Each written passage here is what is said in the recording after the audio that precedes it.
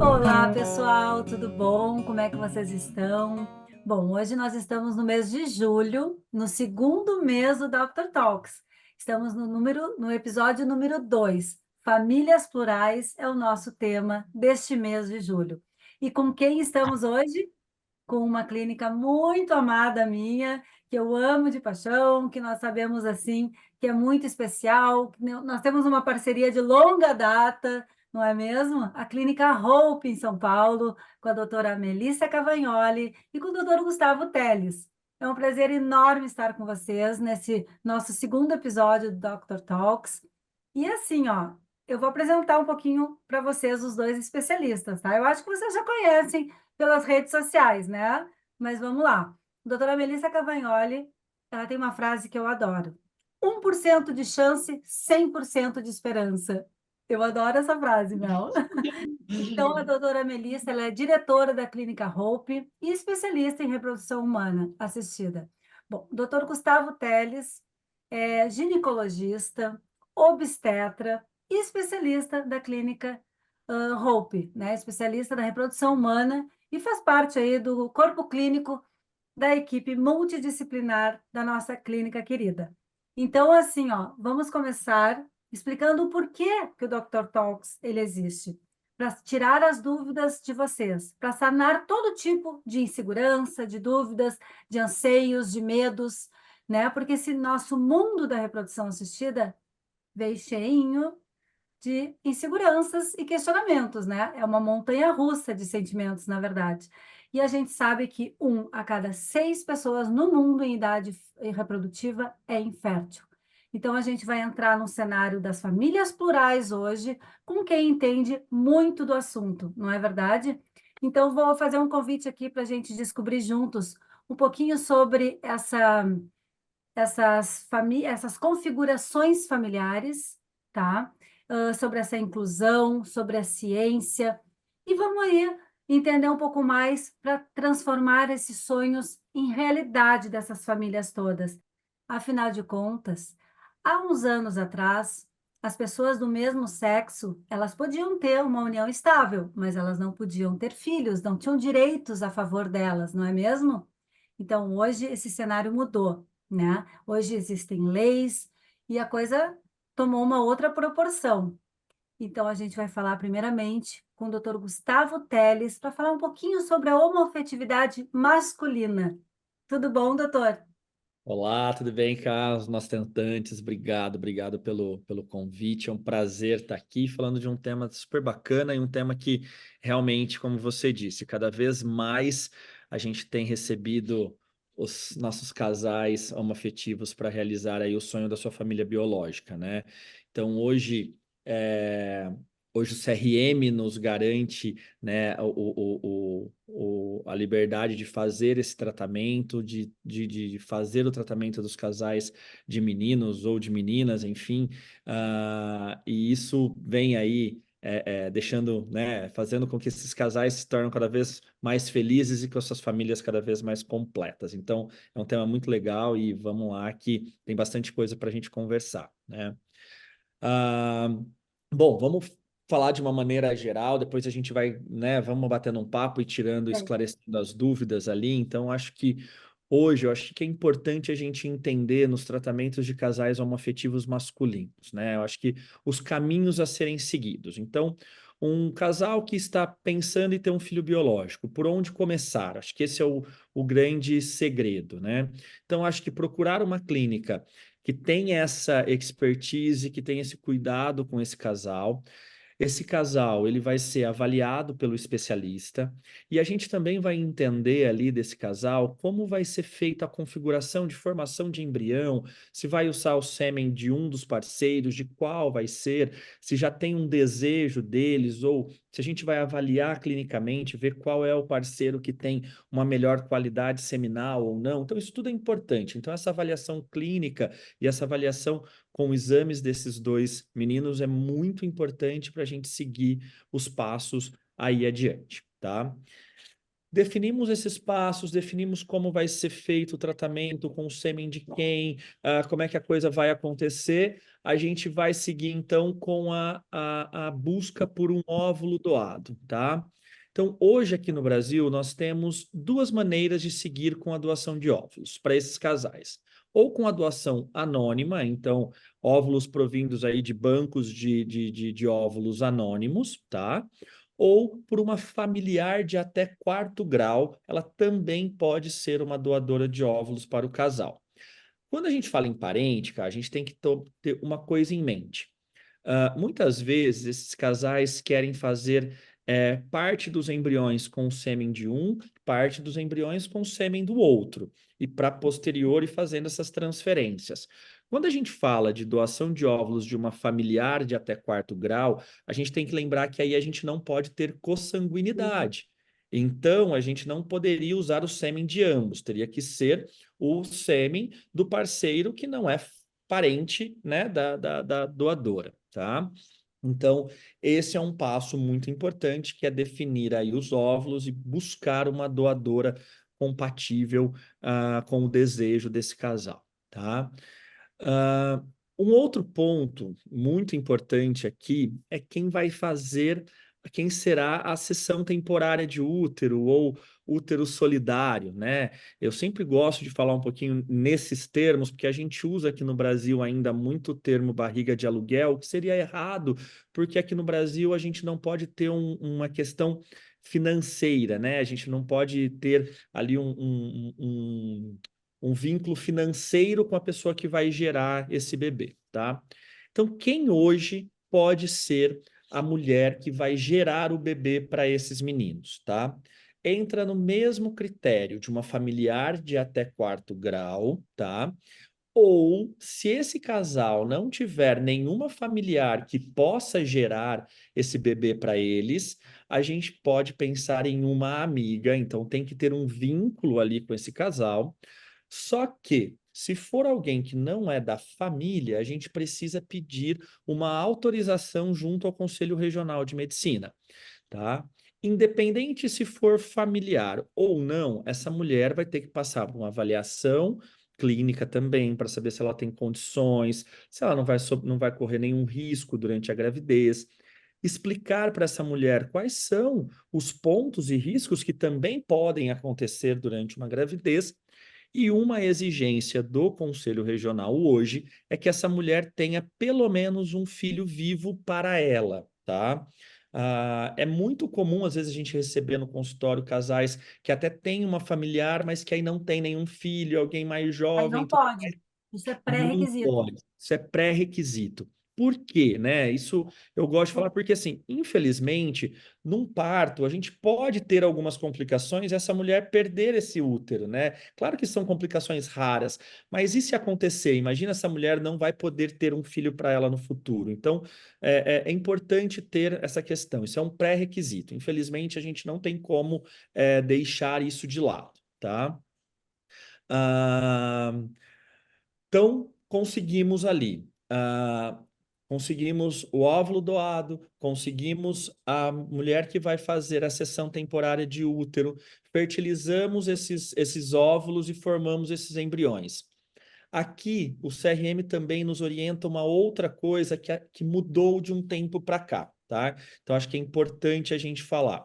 Até pouco tempo atrás, a gente, né, era autorizado a colocar nessa mulher que vai gestar um embrião formado pelo sêmen de cada parceiro. Hoje, o CRM já também não nos permite, por uma questão de rastreabilidade genética intraútero, se for preciso e tudo mais. Então, hoje é importante que a gente só pode transferir embrião que tem o mesmo material genético para dentro do útero. Então, se os dois desejarem ter filhos com o seu sêmen, né, vamos dizer assim, a gente tem que fazer dois processos. Primeiro, um com o sêmen de um, gestar e tudo mais, e posteriormente com o sêmen de outro, e aí sim gestar novamente, tá? Então, esses são pontos aí mais técnicos, né? Mais burocráticos, vamos dizer assim, que é importante para o processo, tá? Primeiro, que no caso de casais homoafetivos masculinos, muita gente ainda acha que é totalmente proibido no Brasil. Então, até tem esse mito ainda. Então, é importante que a gente que passe com uma consulta com um especialista, exatamente isso, para entender o que é possível e o que não é possível. É importante para individualizar e entender o desejo desse casal e como a gente vai fazer para ajudar esse casal nessa jornada. Uhum, perfeito. Até que idade, doutor, pode ter essa sedente do útero? O CRM pede que seja até no máximo com 50 anos. E se uma moça de 51 da família quiser, ela também pode pedir autorização por ter a idade Pode, avançada? pode. Na verdade, é o seguinte: o CRM orienta que seja até 50 anos, não só para sedente, mas também para tratamentos de reprodução assistida. No entanto, ele fala, se for alguém com mais de 50 anos, o médico assistente ele tem que fazer uma avaliação adequada e avaliar os riscos desse tratamento. Então, na verdade, a gente, né, ele nem fala que a gente precisa pedir uma autorização específica, mas ele fala que a gente tem que ser responsável por este tratamento. Então, se for alguém com 51 anos que se, né, disponha a gerar, então, a gente vai ter que fazer uma avaliação muito mais aprofundada, né? Não é só uma avaliação da parte obstétrica, vamos dizer assim, mas cardiológica, então, enfim, todo um contexto para entender se essa mulher realmente não vai correr nenhum risco durante o tratamento. Então, o que que a gente precisa para entrar com esse pedido junto ao CRM? A gente precisa de um relatório médico dessa sedente temporária. Então, ela vai passar com a gente vai avaliar, ela vai pedir todos os exames, a gente vai entender se ela tem realmente condições. Tanto ela, se ela for casada, o esposo dela e o casal, né, o casal de meninos, vão passar com a nossa psicóloga da clínica para saber se todo mundo está se todo mundo está psicologicamente entendendo o processo, se todo mundo está apto ao processo, ela também emite esse relatório, juntamente com todos os contratos clínica, casal e útero, e a gente encaminha isso tudo para o CRM para esse casal. Então, quem faz todo esse trâmite é a própria clínica. Uma pergunta que chega muito até a minha pessoa, assim, que é uma coisa que não só para casais homoafetivos masculinos, mas para receptora de óvulos também chega muito, né? Como eu. É, a doadora do óvulo, ela vai ser a mãe biológica desse bebezinho? Não, os pais biológicos são os pais biológicos, a mãe biológica é quem gerou. Eu acho que essa é a grande, né? Eu acho que eu tenho uma frase que eu falo muito, principalmente, né, para quem é receptora de óvulos. Eu falo, quem é mais mãe?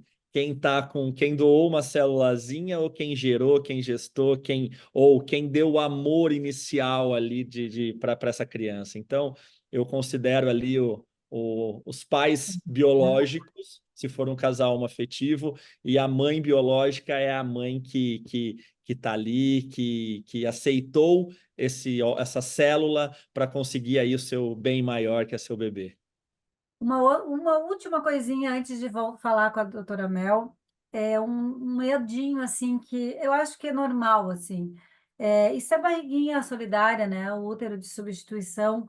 Na hora assim não quiser entregar essa criança, os, os meninos eles estão amparados por lei? Isso é uma pergunta muito recorrente também, doutor. Sim, sim, não. A partir do momento que está tudo legalizado junto ao CRM ou junto aos contratos todos assinados, isso é reconhecido e aí a pessoa não tem esse direito, né? Quando a gente todos esses relatórios, tudo que esse casal assina, é exatamente e que essa menina, né, que está gerando o bebê para eles assinam é exatamente isso e vice-versa, tá? Então, tanto eles estão respaldados de que o bebê é deles e ela vai ter que entregar este bebê, assim como ela também está respaldada que eles não podem desistir né? A gente tem que pensar dos dois lados aqui também. Ela também está respaldada que os meninos também não vão desistir da paternidade e deixar ela com a criança. Então, isso hoje já está muito bem estabelecido, isso é muito tranquilo para todo mundo. Eu tenho eu não vou citar nomes, claro, mas assim, eu tenho dois casais homoafetivos masculinos que estão com um problema seríssimo, doutor. Eles estão com os embriões congelados e a barriguinha solidária desistiu. Ambas barriguinhas solidárias desistiram. É, Eles é, voltaram para estaca zero, né? o problema é exatamente esse, né? Hoje, diferente de alguns outros países onde existe uma empresa que faz esse agenciamento das meninas, então acaba facilitando muito, né? Aqui no Brasil a gente não tem isso, então a gente precisa ali olhar e ter alguém próximo que possa fazer isso. Então, realmente, quando a gente, uma das candidatas ali, elas desistem. Realmente, a gente fica com os embriõezinhos e a gente volta ali para uma estaca zero, né?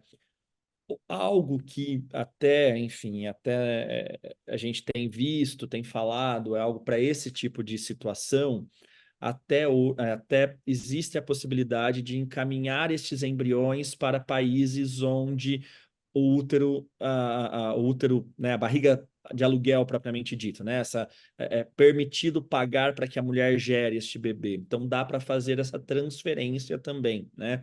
E uma coisa que a gente tem aqui próximo da gente, que tem ficado um pouco mais fácil para os casais brasileiros, é tanto Argentina quanto Colômbia, né? São dois países vizinhos e que permitem esse tipo de tratamento. Então, muitas vezes, nesses casos onde os meninos já têm um embrião e não estão conseguindo mais ninguém, talvez a saída é transportar este embrião para algum desses países e gerar esse bebê lá. Tá, Colômbia, Argentina, Ucrânia, né? Estados Unidos É, É que a são países. Ucrânia, com a guerra, a coisa ficou um Aí pouco mais acabou. complicado, né? Então, a gente sabe muito agora, Estados Unidos, Colômbia, Argentina, tem um outro país muito pequenininho ali, leste europeu também, que agora eu não vou lembrar o nome, que é até o nome de um estado americano, que a primeira vez eu falei, ué, Vamos atrás mas desse nome. eu vou pesquisar aqui, até o final da noite eu falo para vocês. Tá. Bom, agora a gente vai falar com a doutora Melissa Cavagnoli um pouquinho sobre a homoafetividade feminina, né? Existe muitas dúvidas, né? Principalmente quando falamos de participação de ambas as meninas nesse processo, né? Hoje a gente sabe que é uma técnica bastante procurada, né?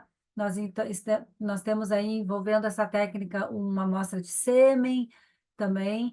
Eu particularmente acho, como que eu vou me expressar da melhor maneira possível, mas eu acho que as meninas homoafetivas, elas dependem de menos pessoas para realizar esse sonho, né? Então se torna um pouquinho mais rápido. Eu percebo isso, né?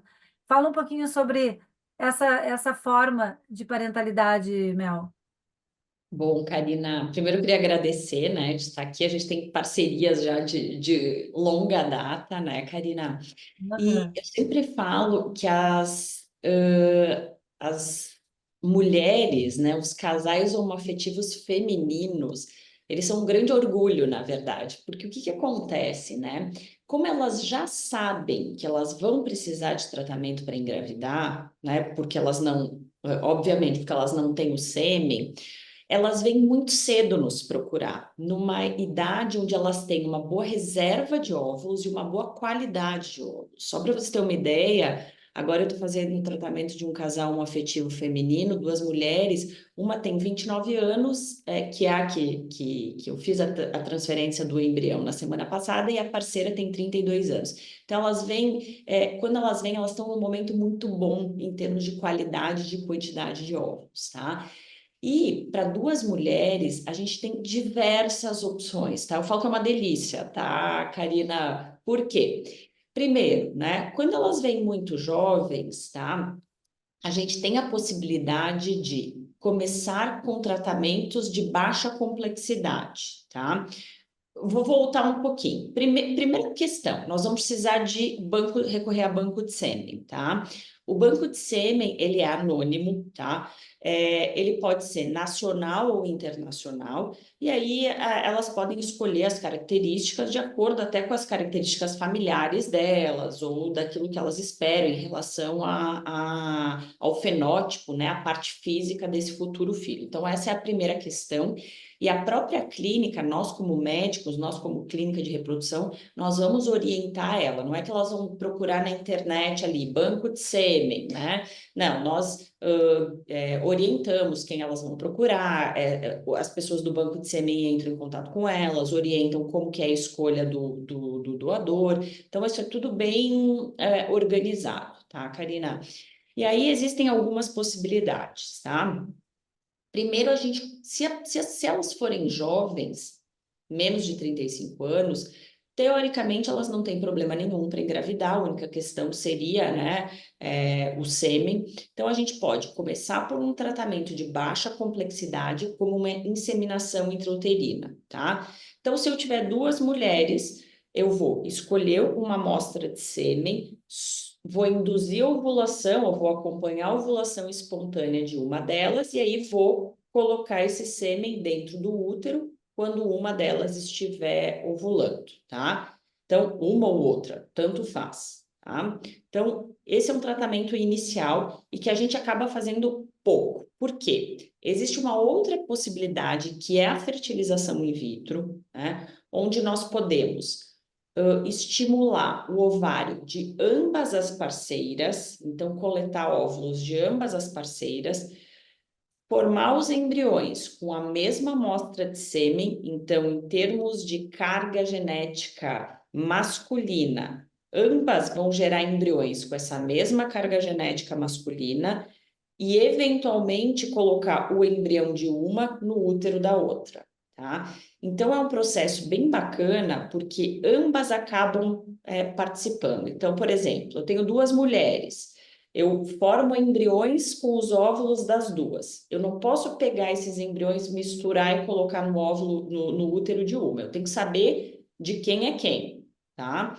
Mas eu posso pegar o óvulo, o embrião proveniente do óvulo dessa e colocar no útero dessa. Então, essa que está gerando através do embrião com o óvulo da parceira, mas no útero dela, e posteriormente a gente faz o contrário, tá? Então, isso é muito comum entre os casais homoafetivos femininos. Então, a gente tem diversas possibilidades. Esse casal, por exemplo, que eu dei o exemplo que eu fiz da transferência na semana passada, que são duas meninas, a mais nova tinha uma reserva mais baixa do que a de 32 anos, então a de 29 anos tinha uma reserva mais baixa, então nós optamos por formar os embriões com os óvulos dela e ela queria gestar. Então, nesse caso, todo o processo foi feito com uma única parceira. E aí as pessoas me perguntam, tá, Melissa, mas como que é? Vai ser uma produção independente? Não, porque esses casais, eles têm união estável hoje, né? Então, isso do ponto de vista jurídico, nos dá muito respaldo para o casal. Todo o processo, ele não é feito no nome de uma parceira, ele é feito no nome de ambas, tá? Então, inclusive, quando elas forem fazer o registro civil da criança, isso é muito simples, né? Ela engravidando, a própria clínica, a gente dá uma cartinha para ela com assinatura reconhecida no cartório, tudo bonitinho, dizendo que elas participaram do programa de banco de sêmen da clínica, que elas são um casal homoafetivo, que elas fizeram um tratamento juntas, que esse sêmen ele vem do banco X ou Y e que o filho gerado por uma delas é de ambas, e aí o registro civil acaba sendo muito simples. Isso quando nós atendemos, né, esses casais, Karina, normalmente a gente faz a avaliação das duas, tá? Das duas parceiras. E lógico, nós como médicos, nós vamos considerar algumas questões, como idade do óvulo, né? Então, geralmente, por exemplo, se uma tem 40 anos e a outra tem 32, a maior probabilidade é que a gente pegue os óvulos de 32, porque são óvulos mais jovens, né? Não que a gente não possa pegar a da de 40 anos, elas só precisam entender quais são as limitações de cada uma, né? Por exemplo, se uma tiver muitos miomas, ou se tiver alguma questão, alguma doença, por exemplo, sei lá, diabetes tipo 1, que é uma doença, né, que pode causar ou uma hipertensão, que pode causar um dano ali para o bebê na gravidez, ou seja, um risco para a própria vida dela. Então, a gente orienta, olha, infelizmente, o teu risco é maior, vamos pensar em usar o útero da tua parceira, né? Então, nós, como médicos, a gente consegue ajudar muito durante a consulta e esclarecer todas essas dúvidas com o casal, uma vez que a gente consiga fazer a avaliação delas. Perfeito. Mel, outra coisa que chega muito assim é o seguinte: tem uma dúvida, por exemplo, para casais homoafetivas de meninas, elas estão com uma barreira financeira, tá? E aí elas querem alguma possibilidade para que esse tratamento seja diminuído, né? O custo seja menor. E existe essa possibilidade, por exemplo, de serem doadoras de óvulos, e daí, consequentemente, ter um abatimento no tratamento delas? Sim, existe essa. Geralmente elas têm potencial grande para ser doadora, certo? Sim, especialmente porque elas chegam mais jovem no consultório, tá, Karina? Então, são pacientes, às vezes, de 28, 30, 32 anos, né? Como eu falei no início, elas já sabem que elas vão precisar de tratamento. Então, elas chegam no consultório muito mais cedo, numa idade onde elas têm uma boa quantidade, uma boa qualidade de óvulos. Então, sim, elas podem fazer doação compartilhada, onde elas ficam com uma parte dos óvulos para elas e doam uma parte dos óvulos de maneira anônima. Nisso, elas recebem um benefício financeiro no seu próprio tratamento, e isso é totalmente aceito, né? Totalmente legalizado pela nossa legislação, tá, Karina?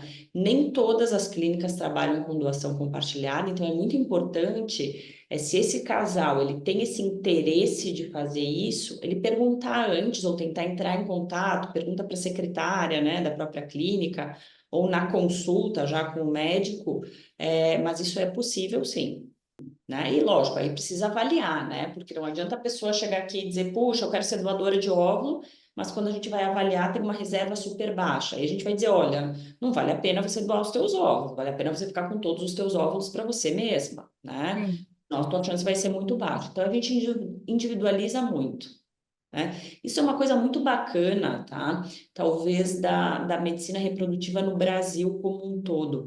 Eu acho que por a gente ser latino, né? Nós somos pessoas muito acolhedoras, né? Então, acho que o médico e o paciente acabam tendo um relacionamento muito próximo aqui, né? Então, a paciente consegue vir, tirar todas as dúvidas, a gente consegue, né? Tratar cada caso de maneira diferente, porque aqui a medicina é privada, então a gente não está em instituição de pesquisa, às vezes que a gente tem que seguir determinados protocolos. Então, isso acaba nos dando muita liberdade, né, para nós como médicos e para os pacientes, de ter esse tratamento muito individualizado. Bom, Mel, me diz uma coisa. Tem muita gente fazendo por aí inseminação caseira, que, na minha opinião, é uma loucura e um perigo, né? O que que você tem para falar para nós sobre esse método, né? Que não nos dá segurança nenhuma, né? Mas que muitas pessoas ainda falta até informação sobre o assunto, não é verdade? Bom, isso é muito perigoso, tá, Karina, por alguns motivos, tá? Primeiro, quando nós fazemos inseminação ou fertilização in vitro, tá? O sêmen do doador, ele é rastreado e um doador não é que ele vai doar para 20 casais homoafetivos na mesma região, né? Porque senão acaba que tem um conflito ali, daqui a pouco irmãos estão se encontrando, né? E a gente vai acabar no futuro tendo questões relacionadas a doenças genéticas por serem consanguíneos, tá? Então, essa é a primeira questão. Quando a gente faz com sêmen de doador, isso tudo é rastreado, né? Existe um limite para esse doador, tá? Segundo, nós fazemos diversos testes genéticos nesse doador, especialmente de doenças sexualmente transmissíveis. Quer dizer, você está pegando um sêmen de uma pessoa que você não conhece, ou que você até conhece, mas não passou por todos os critérios, né, de avaliação, tanto do sêmen quanto das sorologias, HIV, sífilis. Então, você pode estar contraindo aí uma doença sexualmente transmissível por estar fazendo aí um processo que é relativamente simples, pegando o sêmen de algum lugar e de alguma pessoa aí, de um homem Do qualquer, maníaco. Daqui a pouco pega um maníaco que diz que é pai do teu filho no futuro. e Que isso loucura é essa? e isso não dá respaldo legal nenhum, porque é exatamente, você pega uma pessoa doida e, tá, vou doar meu sêmen, tá? A pessoa some. Daqui a 10 anos, a pessoa bate na tua porta. Oi, tudo bem? Eu sou o pai do teu filho. Não, você não é. Não, mas eu quero fazer um teste de DNA. Vai dar que ele é pai. E aí ele vai ter direito legal sobre esse filho. Então isso é muito delicado. Não façam, pelo amor de Deus, não façam inseminação caseira.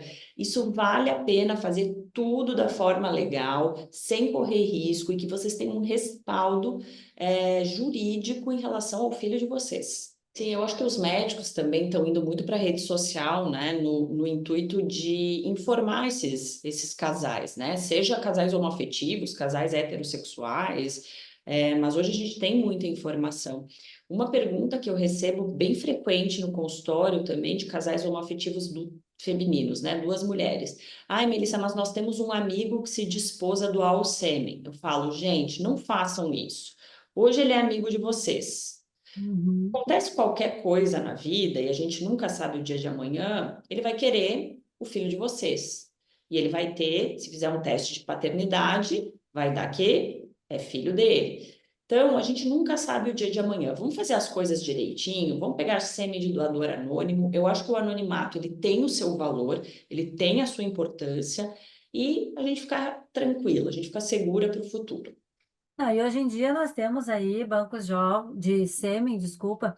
Só lá na nossa plataforma nós temos 3 bancos de sêmen aqui no Brasil, Sim, né? E sim. 3 nomes bem fortes, assim. São Então, vamos nomes fazer a coisa fortes, certinha. nomes fortes, sérios, né? Bancos sérios. Eu nunca tive problema com banco de sêmen, nunca, Karina. Então, acho que vale a pena fazer tudo Vale direitinho. muito. Vamos falar agora sobre um assunto bem desconhecido pela maioria das pessoas, né? Porque ainda a homoafetividade feminina e masculina, a gente ainda obtém alguma informação. Muitas vezes, não todas necessárias, mas a gente ainda tem. A mulher trans, tá? A mulher trans, a gente não sabe quase nada sobre ela, e muito menos como que ela vai fazer todo esse processo para conseguir esse bebê em casa, né? Eu queria que vocês dessem uma conversada aqui com a nossa audiência, com o pessoal que vai escutar o nosso vídeo, sobre essa mulher, né? Sobre essa possibilidade de ela ser, no caso, mãe. Vamos lá, e aí, Mel? Começa ou você começa? Eu Eu não acho, entendo muito do assunto, eu vou escutar vamos lá. mais Eu agora.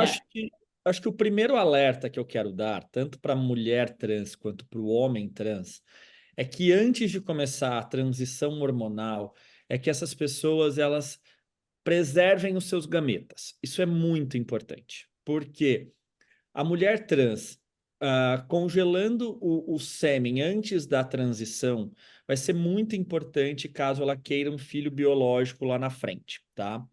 E o homem trans congelando os seus óvulos antes da transição hormonal também, porque a gente não sabe ali, na verdade, né, a gente, pelo que a gente vê, a gente tem uma queda dessa qualidade, tanto seminal quanto ocitária, e isso pode ser irreversível no futuro. Então, o ideal, antes de mais nada, é que essas pessoas, opa, antes de eu começar a transicionar, né, fazer a transição, que conserve, que congele os seus gametas, seja sêmen ou seja óvulo, né? Ah, Mel, você falou que você ia começar, eu comecei. Então, assim, mas Então, eu gosto muito de dar esse alerta porque a gente recebe depois e aí a gente fala, poxa, mas agora a gente vai ter que pensar de outra maneira, né? Então, acho que esse é um alerta que eu queria deixar já, assim, de cara para a gente começar o assunto. eu Perfeito. concordo. Acho que para a mulher trans acaba sendo mais fácil, porque é só fazer o congelamento de sêmen, né? O que a gente vê na prática, Karina, que isso ainda é muito novo, né? Eu acho que essas pessoas ainda estão passando muito. tendo que ultrapassar muitas barreiras ainda para serem aceitas na sociedade, e talvez a questão maternidade, paternidade com seu próprio material genético, ela acaba ficando num segundo, num terceiro, num décimo plano, né? Falta orientação médica ainda, tá? Mas eu acho que a gente também, como médicos, nós vamos evoluindo também no caminho aí da sociedade, tá? E acho que é o que o Gustavo falou, né? Talvez para a mulher trans é mais simples, porque é só fazer uma coleta de espermatozoides e deixar esse espermatozoide guardado. Para o homem trans, talvez seja um pouco mais complicado, porque tem que passar por toda a questão hormonal, de estimular, fazer estimulação ovariana para fazer o congelamento de óvulos, né? Enfim, mas são coisas que precisam ser pensadas. Sim. É, Eu acho que aqui a maneira, né, a pergunta que você fez de como essa mulher trans ela vai conseguir o seu bebê em casa, aí que a gente, né, o assunto é muito mais complexo do que a gente imagina, porque aí a gente vai ter que entender também, cara, como é que é a sexualidade dessa mulher trans, porque aí a gente tem uma mulher trans, se ela for uma mulher trans homossexual, então ela vai estar casada com uma outra, ela vai estar junta com uma outra mulher, então essa outra mulher pode gestar. Se a gente estiver falando de uma mulher trans heterossexual, então onde ela vai estar com outro homem, aí sim a gente entra mais ou menos nos critérios que a gente falou de um casal homoafetivo masculino, porque a gente vai precisar de alguém que faça a gestação para esse casal. E quando a gente estiver também num caso de homem trans, se ele estiver num relacionamento homossexual, então estiver com outro homem, eu já vi, não os conheço pessoalmente, mas eu tenho até sigo eles no Instagram, era um casal onde era uma mulher trans casada com um homem trans e eles acabaram tendo filhos biológicos. E aí quem gestou foi o homem trans, né? Ele aceitou a gestação, porque muitas vezes o homem trans também não quer gestar, porque não quer passar pela deshormonização e tudo mais, né? Então isso a gente tem que entender. E se a gente tiver um homem trans num relacionamento é, heterossexual, então a gente vai ter que entender não só o homem ou a mulher trans, mas também a sexualidade desse homem trans, mulher trans, para entender qual vai ser o melhor caminho e individualizar esse caminho para eles ali no tratamento. É um tema bem complexo, viu, Karina? eu ia dizer, é Super. bem complexo. E qual é a frequência na clínica de fertilização in vitro? Por exemplo, os casais femininos e os masculinos, a gente está vendo que está crescendo muito, né? E o trans, ele tem bastante procura, é pouca? Como é que é esses índices, essas Bom, taxas, assim? Karina, só para você ter uma ideia, tá? Faz 5 anos que nós temos a Clínica Hope. Eu atendi um único casal trans, tá? Era um homem trans. Então, ele era casado com uma mulher. E olha que coisa, né? Eu gosto de contar porque essa história é bem bonita. Era na época da pandemia, eles estavam de máscara, né? Então, ela chegou dizendo: Ah, Melissa, esse aqui é o meu marido. Eu quero congelar meus óvulos porque eu quero ter filhos, mas meu marido ainda não sabe se quer ter filhos ou não. E aí nós fomos conversando, e por que vocês não querem ter filhos? Quando vocês pretendem? E aí, em determinado momento da consulta, ele falou: Melissa, eu sou transexual. E eu falei: Jura? Nossa, que legal! Porque eu fiquei assim, sabe quando você fica surpresa? Eu jamais pensaria se ele não tivesse me dito, né? Eu falei, puxa vida, vocês são o primeiro casal que eu estou atendendo aqui, que bacana, eu quero entender. E eles viram que a minha curiosidade em relação a eles era muito genuína, né? Porque para nós, como médicos, também é tudo muito novo. E ela acabou congelando os óvulos estão congelados até hoje, mas ele talvez tenha todas essas questões, puxa, ainda em relação a eu vou ser pai, não sei se eu quero, como que vai ser para essa criança. Então, eu acho que a gente precisa de muita ajuda também de profissionais como psicólogos, né? Mas ainda esses casais nos procuram muito pouco, tá? Eu acho que tem tantas barreiras ainda que eles Sim, têm que ultrapassar para serem aceitos, né? Para serem vistos como pessoas, como qualquer outras, que talvez a questão maternidade e paternidade ainda não seja o primeiro, né? A casal que primeira a gente questão. o casal que a gente vê famoso, que no caso abriu um pouquinho, né, desvendou um pouco essa forma de parentalidade, é o filho da Gretchen, né? A Você Tammy. sabe que foi super legal, né? Isso, porque um dia eu estava lendo, fui assistir um Reels da Gretchen, né? Se pronunciando quando o filho, eu não sei se é um menino ou uma menina, mas quando o bebê do Tami nasceu, né? E que as pessoas foram. Bento, é um menino, Bento, O Bento. menino tá, eu não lembrava. E as meninas e as pessoas foram para a internet muito agressivas em relação ao Tami, em relação à própria Gretchen, né? E ela se pronunciando e falando, gente, olha só, isso é uma vida, esse aqui é o meu filho, eu tenho muito orgulho e é assim que vai ser, e eu sou avó do Bento, assim.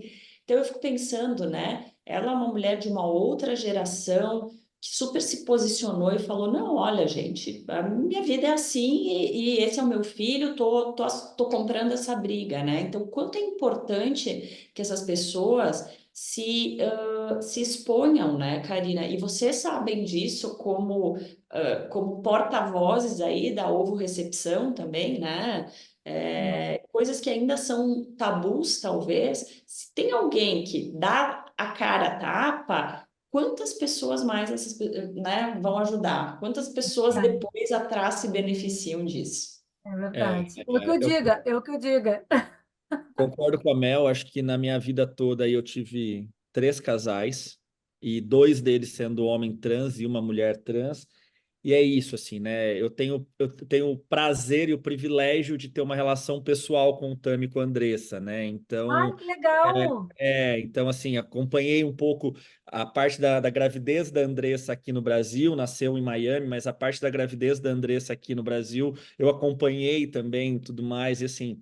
E realmente é uma família cheia de amor e que veio e que, enfim, e eu lembro que quando eu conversei, já conversei muito com o Tami sobre isso, né? Eu falei, às vezes até como clínica para aprender como lidar, né? Porque às vezes eu via quando ia chegar um casal, né? Que tinha um homem trans, uma mulher trans, e gerava meio que um burburinho na clínica. Ai, como é que vai chamar? Como é que vai saber? Tinha que sinalizar todo mundo.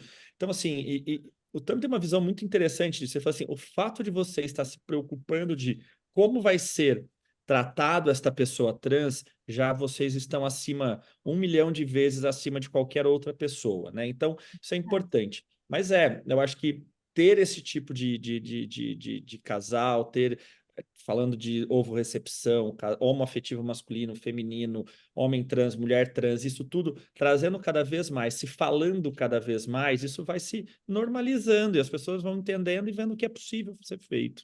Com certeza. Quanto mais a gente falar de forma orgânica, mais vai ser natural. E a maneira como a gente conta para nós é a maneira como a gente vai contar para os nossos filhos. Eu sempre falo isso, né? Sim. Bom, tá muito bom o nosso papo, mas tem gente aqui perguntando no outro. Já me perguntaram hoje que não sabia, né? Eu falei, dei um spoiler ali que eu ia falar sobre famílias plurais e me perguntaram, mas o que que é a sigla LGBTQIA+, né? Fala aí para nós o que que é, Vai doutor. lá, Gustavo. Vamos lá, então LGBTQIAPN+, né? Cada vez a gente sabe que tem as siglas ali. Então, a L de lésbicas, G de gay, B de bissexuais, LGB, tem que ir pensando, gente, vou voltando aqui. LGBT de trans e travestis, então LGBTQ de queer, LGBTQI de intersexo, LGBTQI A de assexuado, Assexuado. P de pansexual e de intersexo e mais o que tem ali O que que é intersexo?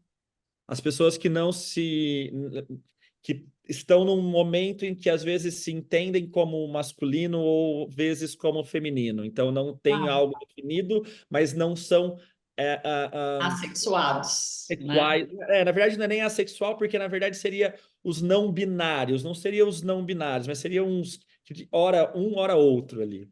tá. E queer? Queer são como se fosse, vamos pensar assim, tá mais ali para próximo de um travesti, vamos dizer assim, tá? Mas que não se traveste o tempo todo. Às vezes fica, quer dizer, não se Ah, traveste, tá. não. O travesti às vezes ele se transiciona, vai e volta, mas o queer ele fica mais pro feminino, vamos dizer assim. Tá. Tá. Viu? A gente aprende muito, a gente precisa aprender para poder depois direcionar, para depois poder ajudar mais, né? Então, o resumo da ópera aqui, para a gente finalizar a nosso segundo episódio aí, Famílias Plurais. Queria agradecer, doutor Gustavo Teles, doutora Melissa Cavagnoli, e dizer, pessoal, que família é amor. É isso aí, Família concordo. é amor, é entendida como um grupo de pessoas unidas por um laço afetivo. Ponto. Novo travessão, entendeu? É Exatamente. isso aí. Seja Então ela Concordo. não da tem. composição que for, né? Um pai, uma mãe, dois pais, duas mães, uma mãe, um pai, enfim, seja da maneira que for, eu acho que tendo amor é família. É Isso amor. O aí. meu filho perguntou para mim, só para terminar, ontem, mãe, de novo, não vou dar nomes. Meu filho perguntou para mim, mãe, a minha coleguinha, fulana, ela tem duas mamães, mãe. Por quê? Aí eu falei, porque são famílias diferentes, né? Nós temos vários tipos de famílias diferentes uma das outras. O papai e a mamãe somos um tipo de família, meu filho. A mamãe da tua coleguinha é outro tipo de família. E aí ele me olhou e disse: "Tá, mas tem papai com papai?" Ele perguntou para mim. Eu falei: "Tem, meu amor. Tem outro tipo de família, que é papai com papai." Aí ele foi além. E mamãe sozinha sem pai, né? Tem? Eu falei, também tem mamãe sozinha e tem papai sozinho também. Tem vários tipos de família. Isso eu tive há 2 dias atrás com o Henrico, nessa conversa. Claro, não entrei no detalhe, mas ele sabe que tem vários tipos de configurações familiares e ele tem 5 anos de idade, né? As crianças Então, são tão isso puras, né, Karina? coisa mais querida. E assim a gente vai entendendo, né, sobre amor, passando para eles o que que a gente quer que eles se tornem pessoas generosas, né? E pessoas que respeitam uns aos outros, né? Eu acho que essa é a base de tudo isso que nós estamos conversando, é o respeito, né? Então, eu queria agradecer muito, muito, muito vocês e a Clínica Hope por sempre estar junto com nós tentantes. Um beijo bem grande, doutor. Um beijo, Mel. Muito Obrigada, obrigada, Isso. viu? Pela beijo. contribuição e pelo tempo de vocês e generosidade. Imagina. Obrigada, Beijo, Karina. obrigado. Beijo.